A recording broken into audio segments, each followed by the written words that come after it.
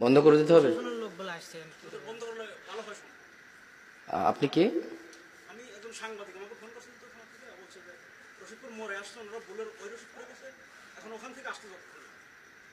বুঝলাম, তো কি করতে হবে আমাদের? এখন বন্ধ করে দেওয়াটাই উচিত। আমি বললাম যে আর কিছুক্ষণ চালে বললো, যেটা তো আপনাদের আগেই বলা হয়েছে। ঠিক আছে, ঠিক আছে, ইনশাল্লাহ। যারা উদ্দেশ্যপ্রবণভাবে তোমার কাজে বাধা দেয়, তুমি তাদেরকে দেখে নিও। রব যা আমার আয়ত্তে নেই, তুমি দয়ালু, তুমি আমাকে তা জিজ্ঞেস করবে না, তোমার প্রশংসা। রব যা আমার আয়ত্তে নেই, যা আমার সাধ্যে নেই, তোমার প্রশংসা, তুমি এত দয়ালু, তা তুমি আমাকে জিজ্ঞেস করবে না। তাই আমি নিজেকে এখনো শান্ত রাখতে পারি।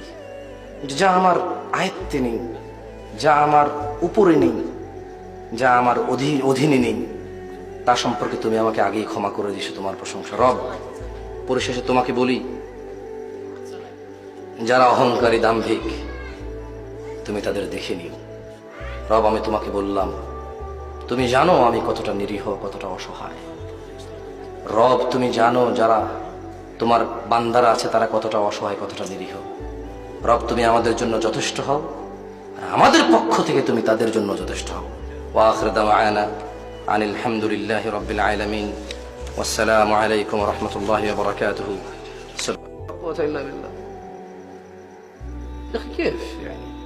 মাইক বন্ধ করবেন না, প্রয়োজনে নেমে চলে যাও। বুঝেননি কথা?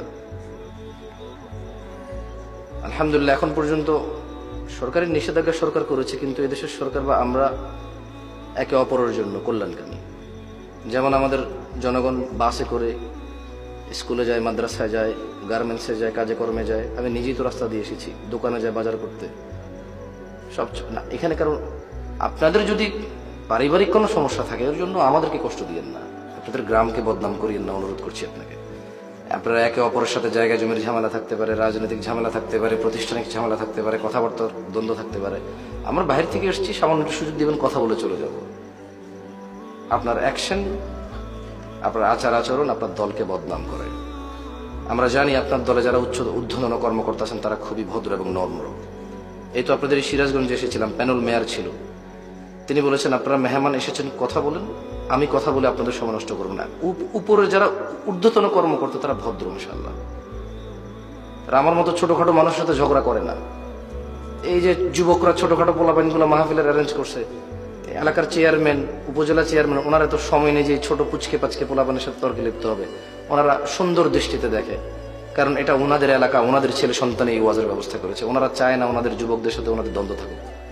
টুকটাক আপনারা যারা আছেন পারিবারিক সমস্যা, সামাজিক সমস্যা, এগুলো নিয়ে মেহমানদেরকে অপমান করবেন না।